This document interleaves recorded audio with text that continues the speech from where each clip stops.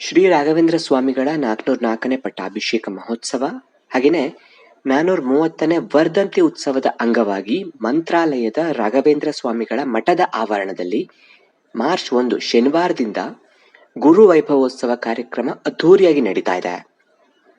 ಈ ಕಾರ್ಯಕ್ರಮವು ಮಾರ್ಚ್ 6ರವರೆಗೆ ನಡೆಯಲಿಕ್ಕಿದೆ. ಗುರು ವೈಭವೋತ್ಸವದ ಅಂಗವಾಗಿ ರಾಘವೇಂದ್ರ ಸ್ವಾಮಿಗಳ ಮೂಲ ಪಾದುಕೆಗಳ ಪಟ್ಟಾಭಿಷೇಕ ಮಹೋತ್ಸವ ಹಾಗೂ ರಾಯರ ರಥೋತ್ಸವ ಜರುಗಿತಿತ್ತೀಚೆಗೆ. ಮಂತ್ರಾಲಯ ಮಠದ ಪೀಠಾಧಿಪತಿ ಸುಬುಧೇಂದ್ರ ತೀರ್ಥರು ರಥೋತ್ಸವಕ್ಕೆ ಚಾಲನೆಯನ್ನು ಕೂಡ ನೀಡಿದ್ದಾರೆ. ಶ್ರೀ ರಾಘವೇಂದ್ರ ಸ್ವಾಮಿಗಳ ಪ್ರತಿಮೆಯ ಮುಂದೆ ಪಾದುಕೆಯನ್ನ ಇರಿಸಿ ಭಕ್ತಿ ಭಾವದಿಂದ ಪೂಜೆ ಸಲ್ಲಿಸಲಾಯಿತು.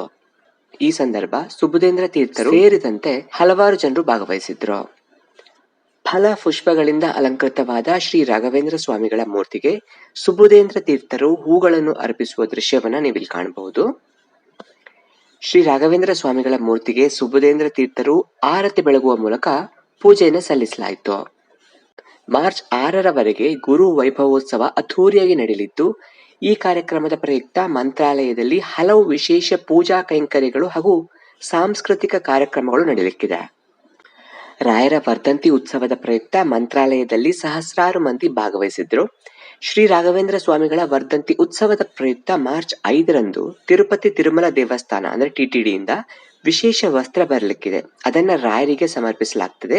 ಮಾರ್ಚ್ 6ರಂದು ನಡೆಯುವ ರಾಯರ ವರ್ಧಂತಿ ಉತ್ಸವದಂದು ಚೆನ್ನೈನ ನಾದಾಹಾರ ಸಮರ್ಪಣೆ ಕೂಡ ನಡೆಯಲಿಕ್ಕಿದೆ.